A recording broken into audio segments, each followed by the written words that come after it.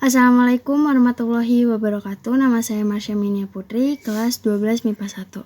Saat ini saya akan menganalisis 5 contoh soal tentang kaidah kebahasaan teks cerita sejarah.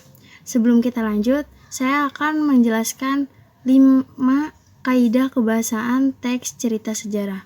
Yang pertama yaitu adalah menggunakan kalimat masa lampau. Yang kedua memakai promina atau kata ganti. Yang ketiga memakai frasa adverbial, yang keempat memakai verba material, dan yang kelima memakai konjungsi temporal. Contoh soal yang pertama. Perhatikan kalimat di bawah ini. Batin mereka terpanggil membantu dan menyelamatkan jiwa-jiwa muda yang rawan bahaya. Nah, kaidah kebahasaan yang terdapat pada kalimat di atas itu adalah verba material.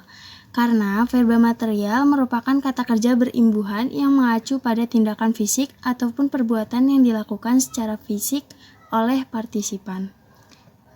Soal yang kedua. Yayasan Pendidikan Kalimantan resmi berdiri pada tahun 1964.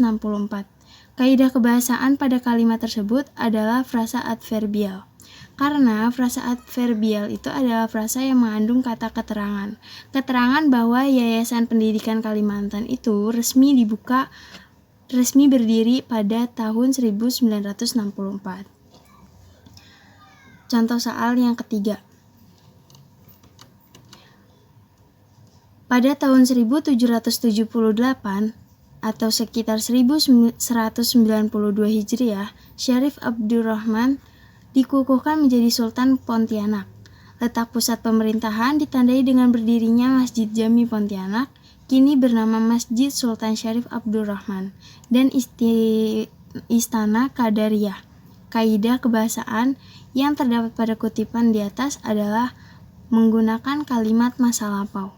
Karena kutipan di atas menyatakan peristiwa pada masa lampau, yaitu pada tahun 1778. Contoh soal yang keempat adalah setelah Belanda menjajah Indonesia, Jepang datang untuk memberi harapan kemerdekaan. Padahal sama saja, faktanya Jepang pun menjajah Indonesia. Konjungsi temporal yang digunakan pada penggalan teks di atas itu adalah setelah.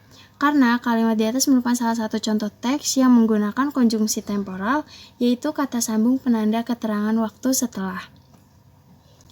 Lalu contoh soal yang terakhir. Masyarakat tampaknya memang sudah tidak sabar menunggu dan tentu saja juga menunjukkan kekhawatiran mereka terhadap tentara Jepang. Mereka khawatir Jepang akan menghalangi proklamasi kemerdekaan Indonesia. Kata mereka mengandung kaidah kebahasaan yaitu promina atau kata ganti. Karena promina atau kata ganti dipakai untuk menggantikan orang ataupun suatu benda. Sekian dari saya, terima kasih. Wassalamualaikum warahmatullahi wabarakatuh.